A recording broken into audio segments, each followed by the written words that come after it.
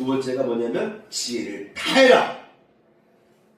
제가 강조하지만 하나님께서 알아서 다 해주시겠죠. 하나님께서 알아서 다 해주시겠죠. 라고 우리가 잘못된 생각을 가지고 단순하게 처리하다가 흑고당하는 일들이 많이 있습니다. 예수께서 분명히 경고하셨습니다. 지혜를 다해라. 그러니까 성령이 임하시면 예수를 믿고 신앙생활 하다 보면요 더 지혜로워지는 거예요. 그런데 그 지혜, 너의 그 지혜를 다 해서 하나님을 섬기라고 예수께서는 우리에게 권하셨습니다. 그 다음에 성령이 임하시면요 생각나게 하시는 거예요. 제가 아까 얘기했잖아요. 생각나게 하신다. 어떠한 생각이 아이디어가 다 떠오를 때가 있습니다. 성령께서 그렇게 나에게 깨우침을 주는 거예요. 그러니까 그런 생각이 올 때 무시하지 마시고 겸손한 마음으로 다시 한번 떠올랐던 그 어떤 생각들을 점검해 볼 필요가 있습니다.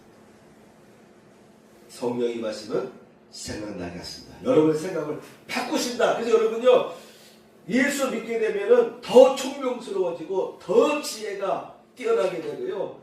그래서 생각을 잘하게 하시는 거예요. 그리고 깨닫게 하십니다. 깨닫게 해주시는 것입니다. 마지막 성령의 인도를 받아야 되는데 지혜와 총명이 임한 사람을 쓴다라고 하는 것입니다. 성령이 임하여서 지혜와 총명을 활성화시킨 다음에 그 사람을 들어 쓰신다고 하는 거예요. 그러면 여러분 이 세상을 살아갈 때 스스로 지혜롭게 여기지 마시고 항상 주님 도와주세요. 가르쳐주세요. 혹시 제가 보지 못하는 것이 있습니까? 혹시 제가 지금 걸어가는 길에 혹시 주례가 바뀌었습니까? 휴전선에 가시면은요 근무할 때 뭐라고 얘기해 주냐면은 길이 아닌 곳은 가지 말라 그래요. 여러분 길이 아닌 곳은 쳐다보지도 말고 돌이켜라. 그곳으로 가지 말고 돌이키고 우리 크리스천들일수록 길이 아닌 곳은 가면 안 됩니다. 욕심 때문에 대부분의 모든 일들이 욕심 때문에 에이까지 뭐 더 큰 일이 생기겠어 라고 생각하고 가다가 지뢰받는 일이 생기는 거예요. 덫에 걸릴 일이 생기는 것입니다. 지난주에 이어서 더욱 내 마음을 지키라 라는 제목으로 말씀을 전하겠습니다.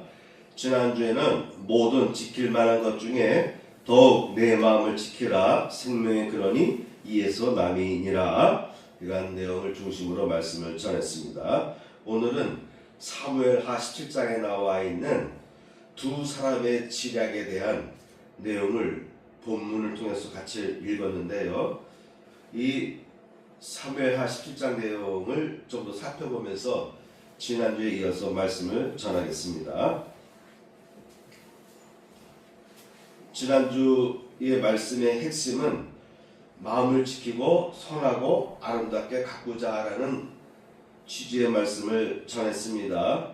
그런 가운데 어떻게 지키고 가꿀 것인가에 있어서 여러 내용을 전했는데요. 특히 청결함에 대해서 강조했습니다. 마음이 청결한 자는 복이 있나니 그들이 하나님을 볼 것이며. 그래서 제가 예화를 두 가지 들었습니다. 예화를 두 가지 드렸는데요. 기계에 있어서 배터리에 있어서 약간의 먼지랄까요? 티가 묻어 있으면은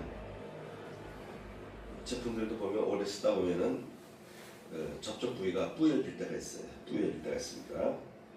네, 플러그도 마찬가지예요. 오래 쓰다 보면 플러그 부분이 처음에는 이렇게 바짝바짝 하다가 나중에 뿌얘질 때가 있어요. 그러면 전류가 잘 통하지 않습니다.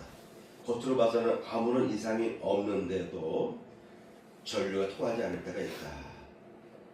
우리가 무심코 지나갈 수 있는 괜찮은데 아무 이상 없는데 깨끗한데라고 하지만 우리 눈으로 보기에는 그렇지만은 그래도 불구하고 금속과 금속이 닿을 때 전류가 흐르는데도 방해 요소가 생기게 되면 전류가 통하지 않는다. 그래서 심령을 깨끗하게 하는 것이 중요하다라고 제가 강조했습니다. 여러분 심령이 깨끗해지면요 하나님을 볼 것이요 라고 예수께서 우리에게 밝혀주셨습니다. 우리의 마음이 깨끗한 게 중요해요. 깨끗한 하면 하나님을 볼 것이고 하나님께서 나와 대화할 때 소통에 아무런 지장이 없습니다. 여러분 그래서 신령을 깨끗하게 하는 것이 중요하다. 이런 것을 여러분 이해하시기 바랍니다. 그 다음에 마음을 넓히라라는 부분을 잠깐 보겠습니다. 너희 마음을 넓히라. 고린도인들이여 너희를 향하여 우리의 입이 열리고 우리의 마음이 넓었으니 너희가 우리 안에서 좁아진 것이 아니라 오직 너희 심정에서 좁아진 것이니라. 내가 자녀에게 말하듯 하노니 보답하는 것으로 너희도 마음을 넓히라. 우리의 마음을 지키는 여러 내용 중에 하나는 마음을 넓히는 것입니다. 어린아이들이 나의 자녀 중에 어릴 때의 모습을 보시면 어린아이들, 내 자녀가 아니라 할지라도 이웃집 아이라 할지라도 아이가 어떤 일을 행하다가 잘못 행해도 우리는 어떻게 반응하죠? 일단 웃습니다. 웃어줍니다. 그리고 괜찮아. 오히려 잘못한 것인데도 잘했다라고 칭찬해 주기도 합니다. 그런데 우리의 마음이 좁아지면, 각박해지면 나와 상관도 없는 이야기인데도 불구하고 신경이 곤두세워지게 되고 내 안에서 나오는 반응이 거칠어지기 쉬워요. 사도 바울이 말합니다. 너의 마음을 넓히라. 너희의 마음이 지금 좁아져 있다라는 것입니다. 그래서 마음을 넓힐 필요가 있다라고 사도 바울은 권하고 있습니다. 우리의 마음을 굳게 지키고 아름답게 가꾸는 데 있어서 중요한 것은 일단 마음을 넓히는 게 중요하겠습니다.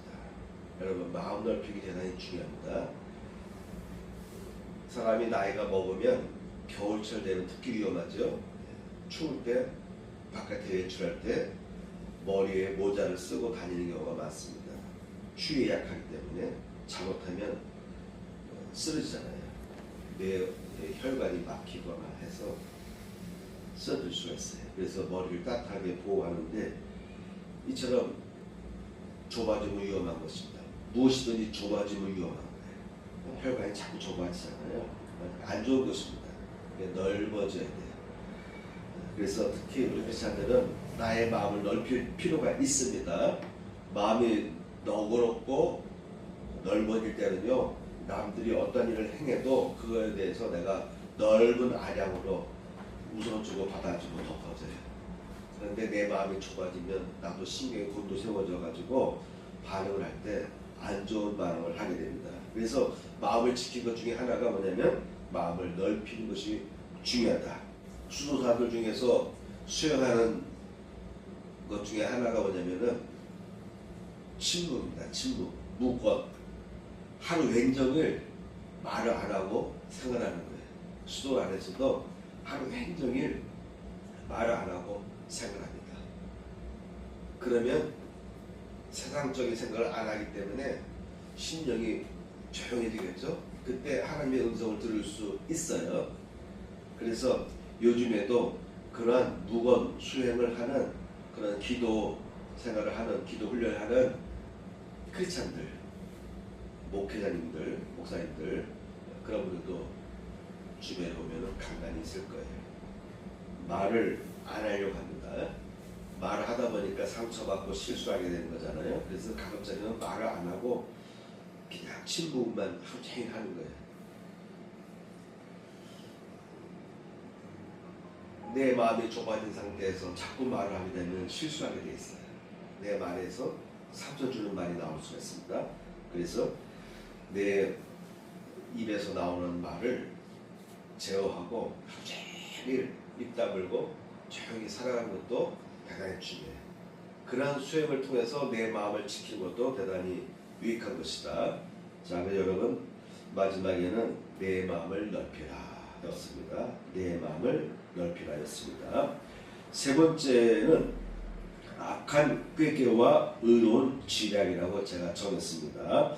오늘 본문에 나와 있는 내용을 보시게 되면은 두 사람의 인물이 나옵니다. 아히도벨이라는 사람과 후세라는 사람이 나옵니다. 이 두 사람은 전략가입니다. 공인된 많은 사람들로부터 인정받은, 특히 다윗 왕으로부터 인정받은 전략가예요. 두 사람이 나오는데 첫 번째 나온 사람 아히도벨이라는 사람은 다윗 곁에서 늘 전략을 짜고 지략을 알려주는 그런 사람이었습니다. 그런데 그의 아들 압살롬이 아버지를 몰아내려 할 때 제일 먼저 누굴 찾았느냐면 바로 이 아히도벨을 찾았어요. 그래서 이 지략가인 아히도벨을 자기 편으로 삼았습니다. 그리고서 쿠데타를 일으킨 거예요. 그래서 다윗이 밤에 급히 도망을 갑니다. 성은 그의 후궁 10명을 남겨두고 도망가요. 급히 도망갑니다. 그때 아히도벨이 두 가지의 전략, 두 가지의 지략을 제시했습니다. 첫 번째가 뭐냐면은 압살롬 왕이요, 당신의 아버지 다윗이 도망가면서 후궁 10명을 남겨두는데 백성들 앞에서 동침하소서. 그리하면 백성들이 다 당신을 따를 것입니다. 이렇게 제안했어요. 그랬더니 압살롬이 그대로 실행을 했어요. 사람들 보는 앞에서 후궁들과 동침을 했습니다. 두 번째는 이제 다윗을 추격을 해야 되는 상황이 왔어요. 예루살렘을 점령했습니다. 도성을 점령했어요. 근데 중요한 것은 도망간 아버지 다윗 왕을 쫓아가서 잡아야 되는 거예요. 그래야 잔존 세력을 제거해야만이 쿠데타가 성공할 수가 있는 것입니다. 그때 바로 이 아히도벨이 말합니다. 저에게 2,000명을 선택할 수 있게 해달라. 날렵한 사람 2,000명을 그가 선택한 다음에 계속 다윗을 쫓아가게 하소서. 이 밤에도 제가 계속 2,000명을 끌고 갈 테니까 가서 내가 다윗 왕에게 다가간 다음에 오직 다윗 왕 한 사람만 내가 죽이겠습니다. 그러면 다윗을 따르는 모든 백성들이, 모든 사람들이 당신께 돌아올 것입니다 라고 했어요. 다윗이 도망가다가 후세라는 사람이 다가와서 인사합니다. 옷을 찢고 머리에 죄를 뿌려가면서 어찌 이런 일이 있을 수가 있습니까 하면서 마루턱에서 다가와서 옷을 찢고 머리에 죄를 뿌려가면서 얼마나 억울하십니까 하면서 그 마음을 일체는 뜻에서 자기 머리에 죄를 뿌리고 옷을 찢고 그리고 다윗에게 다가온 거예요. 그때 다윗은 말합니다. 나를 따라오지 말아라. 너는 예루살렘으로 돌아가라. 도성으로 들어가라. 그리고 압살롬 곁에 있어라. 그리고 거기서 어떤 일이 벌어진지를 잘 파악한 다음에 나름대로 꾀를 써서 압살롬 곁에 있는 그 지략가, 전략가 아히도벨의 계략이 무엇인지 파악하고 그것을 와해시켜라 라는 특명을 줬어요. 그래서 이 후세가 압살롬에게 합류했습니다. 그때 이 아히도벨은 지금 당장 추격군을 모집해서 쫓아가게 해달라고 했는데 이 얘기를 들은 이 후세는 내 생각은 다릅니다. 아히도벨의 지략은 평상시에는 참 뛰어났는데 이번만큼만은 그렇게 하면 안 되겠습니다. 뭐냐 했더니 제 생각은 이렇습니다. 워낙 다윗이 용장이었잖아요. 그를 따르는 세력들도 만만치 않고, 그러니 대충 쫓아가다가는, 야간에 쫓아가다가는 매복에 당해가지고 출입군 중에서 일부만 위기를 당해도 죽어도 소문이 날 것입니다. 다윗 군대가 이겼다. 그러면 어떻게 되겠습니까? 전세가 뒤바뀌어집니다. 그러니 지금 쫓아가다가 위험하니까 사람들을 바다에 모래알 같이 무수한 군대를 다 모집한 후에 다윗을 쫓아가겠습니다. 그러면 다윗과 따르던 사람들이 다 도망가지 않겠습니까? 이러한 전략을 꾀를 압살롬에게 보고했습니다. 두 사람이 제시한 전략입니다. 꽤 여기에 대해서 압살롬과 그 주변에 있던 지도부가 이번에는 후세의 의견이 맞다, 후세의 전략이 맞다 라고 후세의 손을 들어줬어요. 이때 이 아히도벨은 억울함을 참을 수 없었어요. 지금까지 나를 이길 수 있는 전략가가 없었는데, 아니 이 중요한 순간에 내 전략을 받아들이자냐고 후세의 전략을 받아들여? 도무지 받아들일 수가 없었어요. 화가 치밀었어요. 이제 끝났구나. 이대로 가다가는 결국은 압살롬이 지게 생겼구나. 치면 그 화가 누구한테 옵니까? 자기한테도 오잖아요. 그쵸? 쿠데타에 동참했는데 하나만아예요. 뻔히 지는 수를 압살롬이 따라가고 있어요. 그러니까는 자기 화를 참지 못하고 억울하고 참지 못하는 그 마음도 있고, 그래서 그가 자기 집에 가가지고 짐을 다 정리한 다음에 그가 자살합니다. 그가 목매달아 죽어요. 자살합니다. 두 사람의 지략 대결이 나왔습니다. 자, 여러분, 우리가 살아가는 이 세상에는요, 거짓된 속임수가 난무합니다. 그렇죠?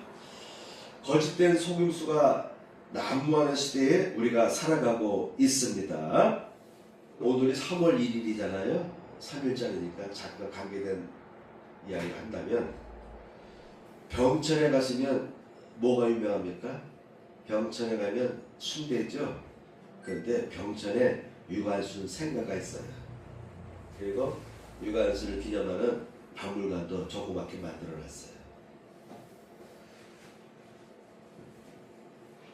충구 목사님이 그곳으로 저를 데려가서 이런 것도 있었구나 하면서 둘러봤는데, 박물관에 가면은 제일 먼저 누가 있습니까? 유관순 기념관이니까 유관순에 대한 프로필 나오지 않겠습니까? 근데 유관순에 대한 프로필 속에 감리교인이라는 내용이 없어. 이화대학도 감리교에서 세운 거란 말이에요. 이화여자대학도. 근데 거기에는 종교인이 하나도 없어. 이 운동을 먼저 일본에서부터 시작을 해가지고 우리나라까지 확산돼서 준비해 가는데, 감리교 청년들이 이 일에 앞장섰던 거예요. 감리교 청년들이 그들이 인쇄하고 태극기를 인쇄하고 만들고, 그리고 독립선언문을 그들이 다 인쇄해가지고 나눠주는 작업을, 비밀 계획을 세워서 서울 시내에 있는 감리교 정동제일교회 있어요. 정동제일교회 광화문 옆에 덕수궁이 있어요. 덕수궁 그 돌담길 쪽에 보면은 거기 옛날에는 제일 중요한 지역이었습니다. 선교사들이 머무는 그 같은 지역이에요. 거기에 정동 감리교가 있습니다. 제일 먼저 세워진 교회입니다. 감리교 중에. 감리교 청년들이 다 헌신해서 태극기 만들고 인쇄물을 제작해서 비밀리에 다 뿌리는 일을 하고, 이런 일을 전 국민이 동참하게 하기 위해서 천도교인들도 동참시키고, 또 개신교 중에서도 장로교 목사님들도 동참시키고, 캐톨릭도 끌어들였는데 캐톨릭은 우리 안 하겠다 거부했어요. 그래서 캐톨릭 한 명도 없는 겁니다. 한 명도 없어요. 그래서 3.1절 하면 대개 떠오르는 것이 유관순, 또한 기독교인들이 제일 많이 갇혔어요. 우리 감리교도들이 제일 많이 교도소에 갇혔습니다. 근데 기독교 얘기가 하나도 없어. 천도교에 대한 이야기는 있어. 천도교 지도자들에 대한 이야기가 좀 나옵니다. 유관순 하면 유관순이 이화 학당을 다니는 학생이었잖아요. 그 학생으로서, 학생 신분으로서 그가 투옥됐는데, 다른 사람들은 기껏해야 뭐 1년 6개월 뭐 이런 등등 2년 이렇게 교도소에 갇히는 선고를 받는데, 유관순은 거부합니다. 항고도 거부해요. 다른 동료들은 항고하고 그랬는데 유관순은 끝까지 항고조차도 안 합니다. 그래서 고문의 후유증으로 인해서 그가 옥에서 서대문 형무소에서 죽게 됩니다. 어린 나이에. 근데 가보니까 유관순 써있는데 유관순이 기독교적인 이야기가 하나도 없어. 내가 친구한테 얘기했습니다. 이 충북 지역은요, 충청북도 지역에는요, 3.1자냐면은 3.1공원 있죠. 거기에 감리교 목사님 3분이 동상으로 있는 거예요. 7명 중에. 그래서 거기서 행하다가 유원면이가 저희 보면은 신석구 선생님의 목사님의 또 생가가 있어요. 거기서 잠시 몇 번 했다가 지금은 진천교회에서 3.1절 행사를 계속 하고 있습니다. 충청남도는 그 지역에서 한 것 같아. 유관순 생가 박물관에 와서 기념식 행하는 것 같은데, 그래서 야, 어떻게 우리 감리교 목사들이 여기서 하면서 어떻게 이런 내용이 하나도 없는 곳을 그대로 방치했느냐, 제가 그런 말 했거든요.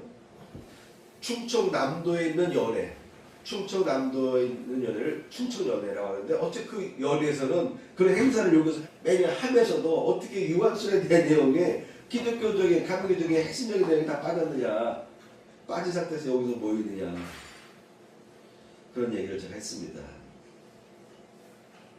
이렇게 왜곡입니다. 왜곡. 그래서 감리교의 박물관에 가면은요, 지역마다 박물관이 있거든요. 인천에도 가면 있고 다 있는데, 가면은 거기에는 반드시 우리 감리교 성대사 아펜잘 그리고 유관순의 이야기가 꼭 있습니다. 그런데 그 병천에 있는 박물관에는 교회 숫자가 하나도 안 나와 있더라. 어쩜 그럴 수가 있을까? 왜곡이죠, 왜곡. 이 유관순의 정신적인 근본 바탕, 그의 생활, 기독교적인 채색이 하나도 없는 거예요. 왜곡입니다, 왜곡. 이처럼 우리가 살아가는 세상에는요, 왜곡된 일들이 너무나 많아요. 그걸 모르고 또 받아들이는 사람도 많고, 거짓된 속임수로 또 어떤 경우는 아예 거짓을 담아서 속이는 일들도 이 세상에는 난무합니다. 저는 그래서 오늘 나와 있는 이 아히도벨의 이 지략을 좀 폄하한다면은 그 사람은 꾀술이다, 술수다 라고 말하고 싶습니다. 술책, 꾀괴,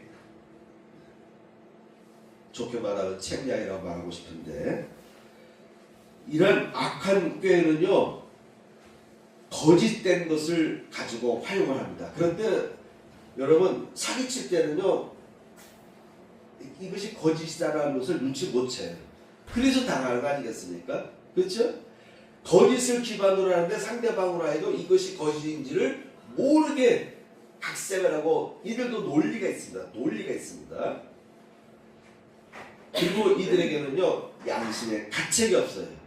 거짓을 행하거나 왜곡하는 사람이 자기 자신으로부터 마음의 양심의 가책을 느끼게 되는데, 가책을 느끼지 않습니다. 이미 양심이 화인 맞아가지고 양심이 죽어서 자기들이 행하는 이 행위가 나쁘다는 것을 알지도 못하고 뉘우치지도 못하고 양심의 가책도 없이 이를 벌릴 것입니다. 그래서 악한 꾀, 악한 술책, 악한 꾀괴라고 말하고 싶습니다. 반면에 후세의 지략은 무엇을 기반으로 하냐면요, 양심과 인륜에 근거한 것입니다. 그동안 다윗왕을 섬겼어요. 섬겼던 다윗왕이 갑자기 이렇게 하룻밤 사이에 도망자가 됐습니다. 언제 잡혀서 처형당할 줄 모르는 상황에 빠졌습니다. 의리가 있잖아요, 의리.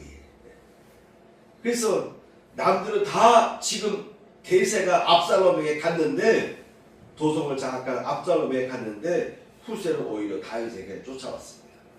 다윗과 함께 하겠다고. 그때 다윗 왕이 너는 성으로 들어가서 압살롬의 편에 선 것처럼 행동하라. 그래서 김병에 가면은 아히도벨이 여러 가지 전략을 펼칠 것인데 그것을 무마시키는 일을 네가 해라. 그래서 성경 본문에 보면은 하나님께서 아히도벨의 어떤 꾀를, 전략을 무마시키기 위해서 사람들의 마음을 움직였다라고 성경에 기록하고 있습니다. 그래서 후세의 전략이 맞다. 이번만큼만은 후세가 옳은 판단한 것 같다 해서 고위 관료들이 압수하는 걸 협의해서 후세의 전략을 따르게 된 거예요. 이와 같이 후세와 같은 이런 지략은요, 양심과 선함과 올바름을 근거로 하고 있습니다. 그러면서 상대방을 속이는 거야. 둘 다 시간 싸움을 하는 거예요. 한쪽에서는 추격해서 빨리 잡으려고 하는 것 같은 시간의 문제를 가지고 다가섰고, 후세는 어떻게 되면 시간을 지연시켜서 일단 피하고 도피하고 재정립할 수 있는 그 같은 시간을 벌기 위해서 이와 같이 많은 군대를 모집하고 나서 공격하자라는 제안을 한 거예요. 지금 당장 추격해서 빌미를 주지 말고 다윗 왕을 죽이게 된다라고 하는 이와 같은 계획이 진짜 그야말로 올바른 계획이었습니다. 이것을 막기 위해서 후세는 지연 작전을 펼친 거예요. 이처럼 악한 계획에는요, 의리고 양심이고 없습니다. 수단과 방법을 다 동원해서라도 가책도 없이 그들은 악한 꾀를 전략을 세우는 것이죠. 그런데 이런 일들이 오늘날 우리 주변에서 많이 벌어지고 있습니다. 그래서 올바른 것 같지만 가짜 거짓의 기반을 두고 사람들의 마음을 움직이려고 하고 여론 조작하고 거짓된 걸 뻔히 알면서도 거짓된 것을 막 퍼뜨려 가지고 사람들의 마음을 움직이는 이런 일들이 많이 있어요. 그래서 우리의 마음을 지키기 위해서는요, 지혜가 필요한 것입니다. 지혜가 부족하면요, 당할 수밖에 없습니다. 너무 교묘하게 짜고 쳐들어오기 때문에 웬만한 사람은 다 당할 수밖에 없어요. 그래서 보면요, 우리 역사를 보더라도 나쁜 꾀를 갖고 있는 사람이 어떤 권력자의 측근에 붙게 되면요, 피바람이 불 줄 알아요. 그죠? 그렇게 해서 어떻게 보면 권력을 쟁취합니다. 세조가 그렇잖아요. 한 명을 통해서 세조가 등장하면서 많은 사람, 자기의 조카도 죽이고 말이죠. 자기 형제도 죽이고.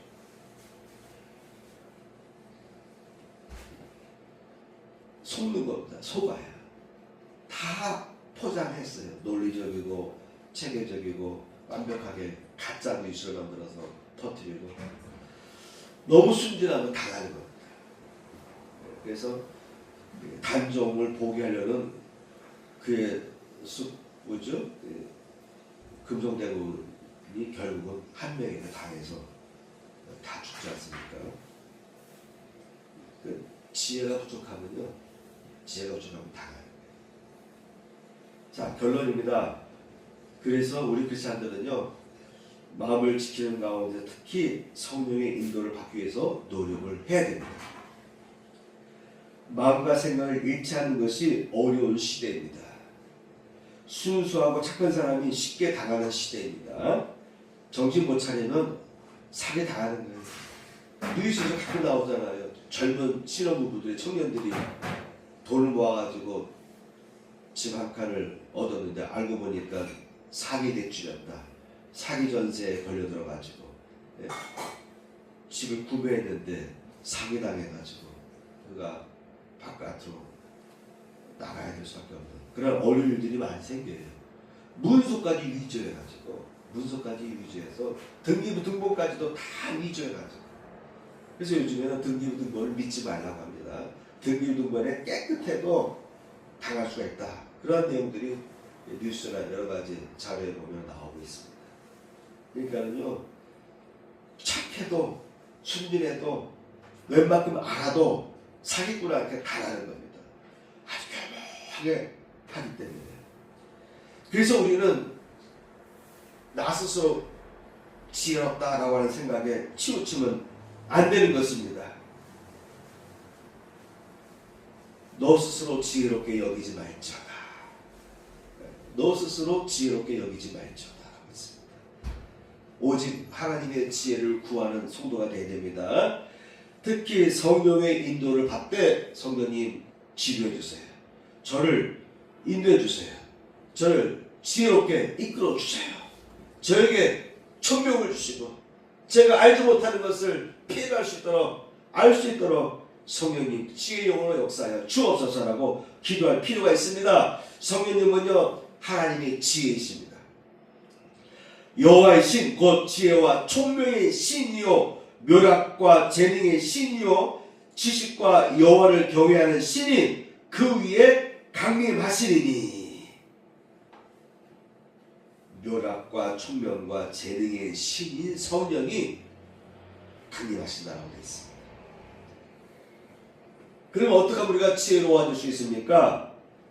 경외함이, 하나님을 경외함이 지혜의 근본이다라고 성경은 제시하고 있습니다. 여호와를 경외하는 것이 지혜의 근본이다. 여호와를 경외하다 보면요 성령이 임하는데, 성령이 임하니까 나의 부족한 것, 내가 알지 못하는 것, 내가 속아 넘어가는 것을 피해갈 수 있도록 해주시는 거예요. 그리고 지혜와 명철을 구하기 위해서 힘을 써야 됩니다. 누구든지 지혜가 부족하거든 모든 사람에게 후히 주시고 꾸짖지 아니하시는 하나님께 구하라 그리하면 주시리라. 무엇이 부족하면요 누구든지 지혜가 부족하면, 야고보서 1장 5절에서 이런 말씀을 제시하고 있는 거예요. 누구든지 지혜가 부족하거든 구하라, 후히 주시고 꾸짖지 아니하시는 하나님께 구하라 그리하면 주실 것이다. 예수님도 말씀하십니다. 마음을 다하고 지혜를 다하고 힘을 다하여 하나님을 사랑하라. 여러분 하나님을 사랑하는 것도요 마음을 다하래요. 마음을 다해서 하나님을 예배하고 경배하라고 합니다. 마음을 다하라는 것입니다. 마음을 다하면 상대방에 감동하게 돼 있어요. 그죠? 두 번째가 뭐냐면 지혜를 다해라. 제가 강조하지만 하나님께서 알아서 다 해주시겠죠. 하나님께서 알아서 다 해주시겠죠. 라고 우리가 잘못된 생각을 가지고 단순하게 처리하다가 흑고 당하는 일들이 많이 있습니다. 예수께서 분명히 경고하셨습니다. 지혜를 다해라. 그러니까 성령이 임하시면 예수를 믿고 신앙생활 하다 보면요 더 지혜로워지는 거예요. 그런데 그 지혜, 너의 그 지혜를 다 해서 하나님을 섬기라고 예수께서는 우리에게 권하셨습니다. 그 다음에 성령이 임하시면요 생각나게 하시는 거예요. 제가 아까 얘기했잖아요. 생각나게 하신다. 어떠한 생각이, 아이디어가 다 떠오를 때가 있습니다. 성령께서 그렇게 나에게 깨우침을 주는 거예요. 그러니까 그런 생각이 올 때 무시하지 마시고 겸손한 마음으로 다시 한번 떠올랐던 그 어떤 생각들을 점검해 볼 필요가 있습니다. 성령이 임하시면 생각나게 하십니다. 여러분의 생각을 바꾸신다. 그래서 여러분요 예수 믿게 되면은 더 총명스러워지고 더 지혜가 뛰어나게 되고요. 그래서 생각을 잘하게 하시는 거예요. 그리고 깨닫게 하십니다. 깨닫게 해주시는 것입니다. 하나님이 이 내 소원녀에게 학문을 주시고 모든 서적을 깨닫게 하시고 지혜를 주셨더니, 모든 학문도 깨닫는 총명함을 주시고 그리고 지혜를 주셨더니 다니엘은 또 모든 환상과 꿈을 깨달아 알더라. 학문적으로도 깨달아 알기도 하시지만 이성적으로, 학문적으로, 논리적으로 깨닫지 못할 때는 꿈을 통해서, 환상을 통해서 알게 해주신다고 성경은 밝혀주고 있습니다. 마지막, 성령의 인도를 받아야 되는데 지혜와 총명이 임한 사람을 쓴다라고 하는 것입니다. 성령이 임하여서 지혜와 총명을 활성화시킨 다음에 그 사람을 들어 쓰신다고 하는 거예요. 그러면 여러분 이 세상을 살아갈 때 스스로 지혜롭게 여기지 마시고 항상 주님 도와주세요, 가르쳐주세요. 혹시 제가 보지 못하는 것이 있습니까? 혹시 제가 지금 걸어가는 길에 혹시 주례가 바뀌었습니까? 휴전선에 가시면은요 근무할 때 뭐라고 얘기해 주냐면은 길이 아닌 곳은 가지 말라 그래요. 왜? 늘 다니던 길은 괜찮은데 길이 아니던 곳으로 걷다가 지뢰를 밟아가지고 발목을 자르는 일들이 많거든요. 길이 아닌 곳은 가지 말라 합니다. 여러분, 길이 아닌 곳은 쳐다보지도 말고 돌이켜라. 그것으로 가지 말고 돌이키고. 그래서 여러분, 우리 크리스찬들일수록 길이 아닌 곳은 가면 안 됩니다. 욕심 때문에, 대부분의 모든 일들이 욕심 때문에, 에이 까짓것 뭐 더 큰 일이 생기겠어 라고 생각하고 가다가 지뢰받는 일이 생기는 거예요. 덫에 걸릴 일이 생기는 것입니다.